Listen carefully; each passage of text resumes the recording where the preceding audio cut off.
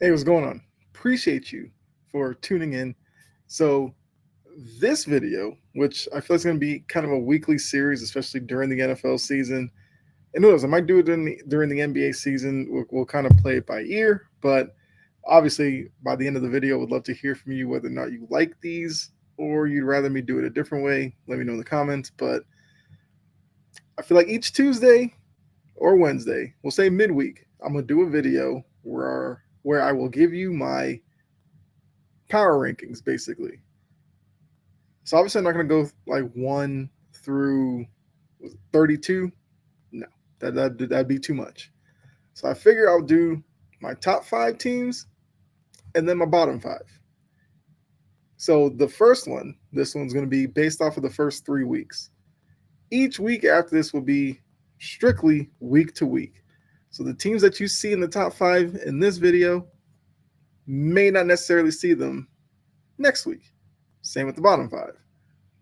And obviously, once again, when you see top five, bottom five, let me know at the end whether or not you agree with them, disagree, and if you disagree, let me know which teams you would have put where. So, with that, let's go ahead and get started. So, you see, Chompin NFL rankings. Let's go top five teams. We'll start with the good. Probably should start with the bad, but we'll start with the good. Number five, I got the Detroit Lions. Now, I feel like with them, I like the physicality of their team. You know, they're a top 10 team in terms of pass. They're top 10 in run, their rush offense, and defensively, they're a top 10 team as well. I believe they're number 9. So with that, I feel like that's something that is sustainable later on in the year. But like I said, this is through 3 weeks. I mean, to be honest with you, for the fifth team, there were a couple of teams that were in contention.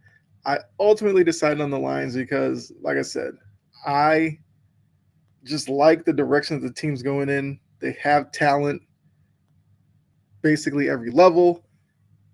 And look, I just want to show some love to teams that are doing it with a physical style of football.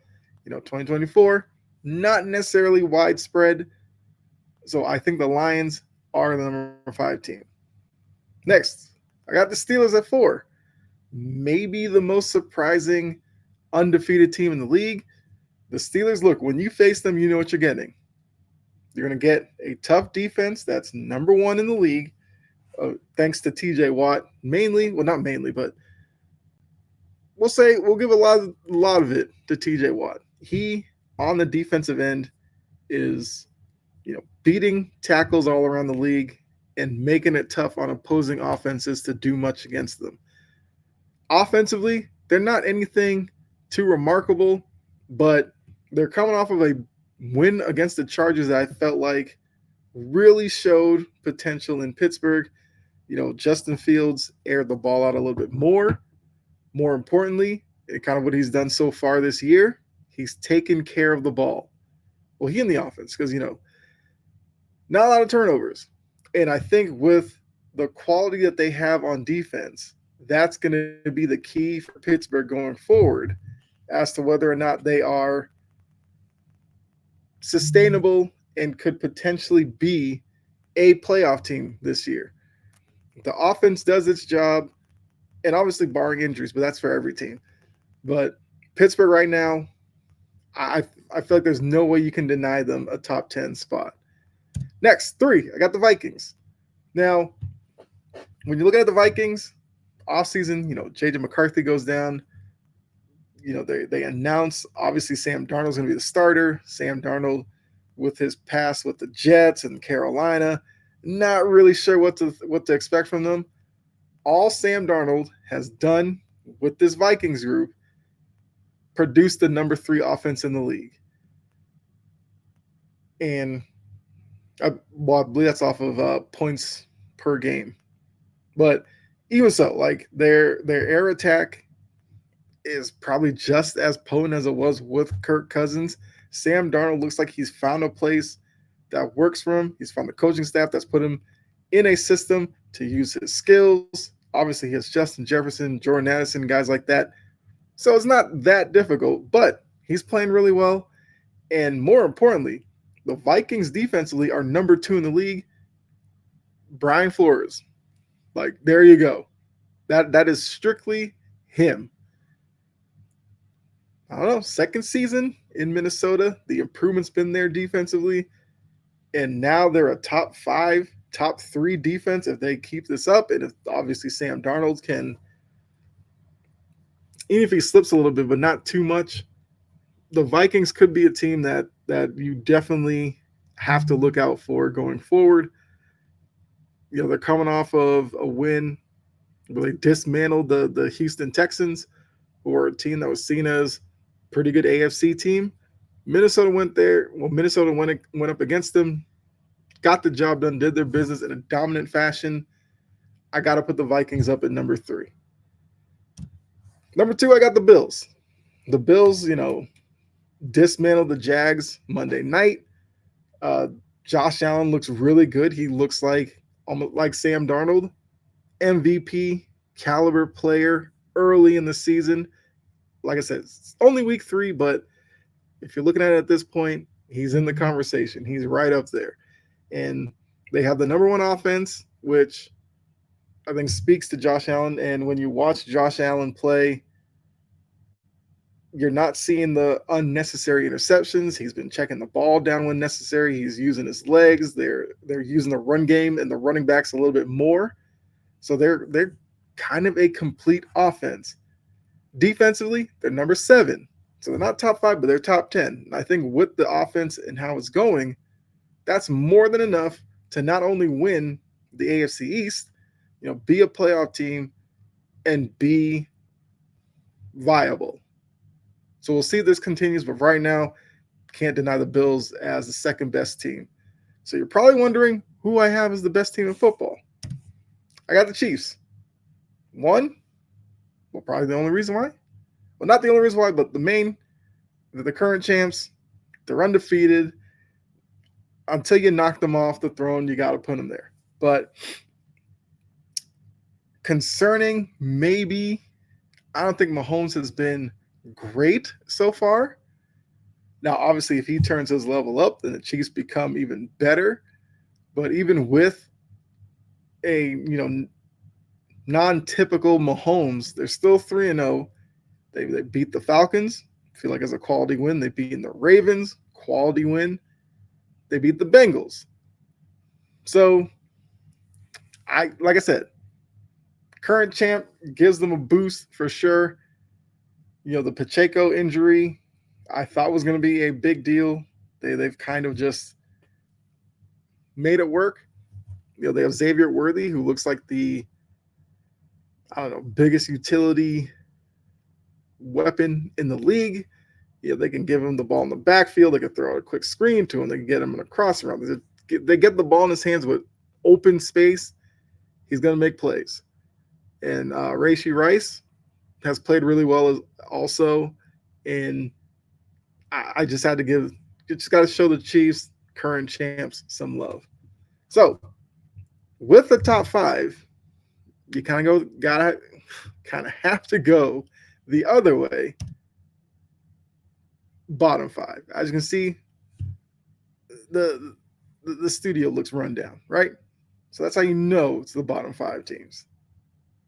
Got to try to get out of here. 5th worst team. Got the Browns. They're 1-2, yes, but coming off of a loss to the Giants, the offense still doesn't look all that good. They're almost at the bottom in pass offense, rush offense, and they're number 25th in points for. And to be honest with you, they're probably lucky that I had them at 5, because they could probably make an argument to be even worse than this. But I don't know. When it comes to the bottom 5, you can kind of put these anyway. To be honest, like, these are 5 teams that are really playing poorly right now for various reasons, of course. So with the Browns, the quarterback situation still a mess. Running backs because of probably the quarterback situation, they're not performing necessarily at their best. So because of that, I got the Browns at number 5. Number 4, I have the Dolphins, also 1 and 2. The Dolphins is it's yeah, I don't know. The offense hasn't looked good even with Tua. The offense was still a little off, but Tua's out for the next at least 4 more weeks. Skylar Thompson, so there's a good chance that the Dolphins will be dropping in the bottom 5 from week to week. We'll see, but they're number 25 in rush offense. They're 32nd in points for and 22nd in points against. So both sides of the ball really struggling. And obviously, Skylar Thompson at the quarterback position, the offense is not going to run the same as with Tua. But we'll see. You know, we've seen the Packers win with Malik Willis. Maybe with Skylar Thompson knowing he's the quarterback for the next couple of weeks, maybe they can scheme it up for him to utilize his strengths and they can get some wins. But for right now, I got him at number 4 for the bottom 5. The third worst team, I have the Bears, also 1 and 2. Now with the Bears, what saves them a little bit is that their defense is decent, but offensively, they are a mess. They're 25th in passing offense and 31st in rush offense. Their game plans are confusing. They have Caleb Williams just dropping back way too much, which is exposing him to defensive pressure. He's taking some hits early on. I mean, if you saw the Texans game, like he was getting hit all around against the Colts. He got hit some more. So I think Eberflus, I know he's defensive minded, but you got to get with that offensive coordinator and come up with a new plan. Caleb Williams should not be dropping back 40, 45, 50, 50 plus times. If that is happening, something's really wrong. So I have the Bears as the third worst team right now. You're probably wondering who are 2-1. 2, I got the Cowboys. I'm sorry. That game against the Ravens, outside of was the last 9 minutes or so in the game where they finally did something offensively, they look like a team that, didn't improve in the offseason, which they didn't. Jerry Jones, for whatever, just sat on his hands, waited around, signs Dak Prescott like a couple hours before the first game in week 1. CeeDee Lamb was done late. Their biggest signing was, I guess, re-signing Zeke. Their wide receiver group outside of CeeDee Lamb, not all that impressive. Dak hasn't been great so far. So I got him to the second worst. Maybe a lot of that's with expectations of the Cowboys and how, polar opposite they've been so far.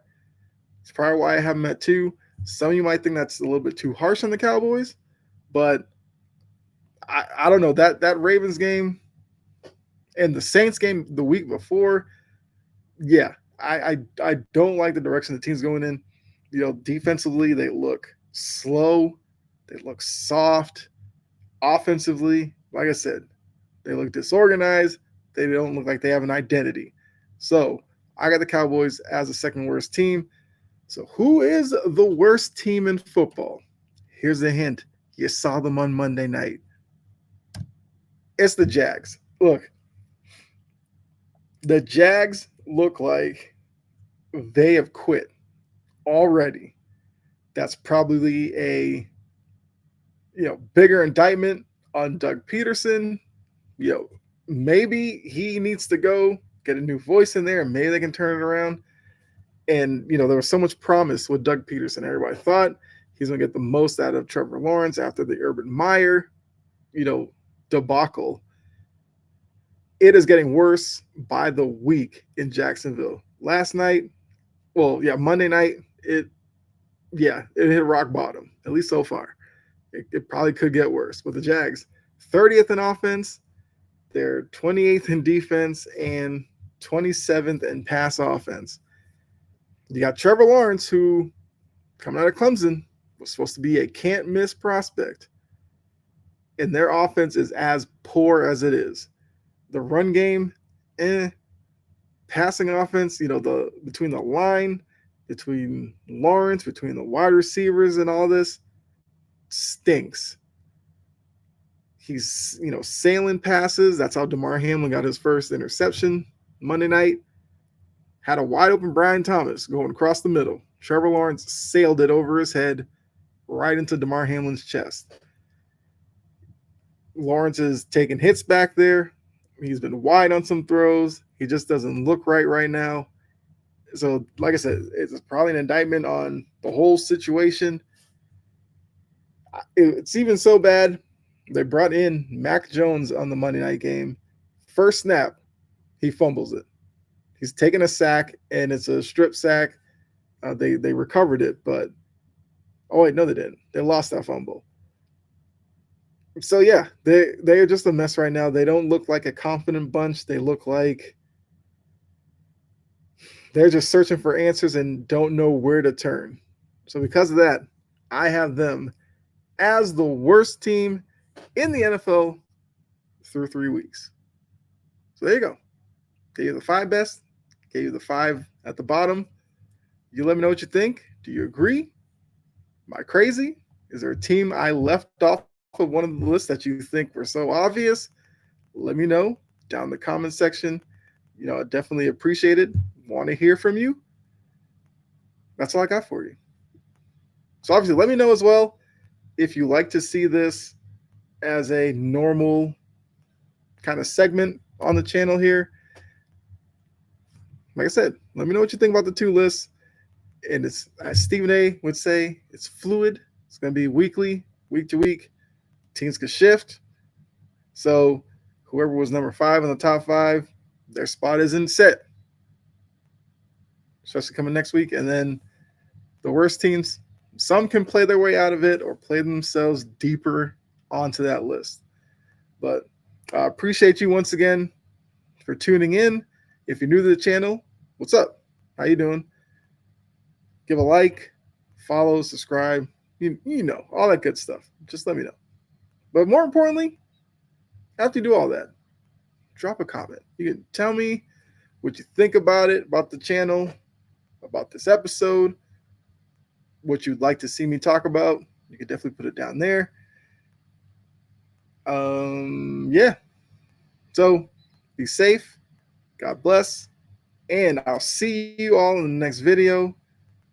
I'll probably go live maybe Friday or so. We'll see. I don't know. But really trying to be more consistent with these.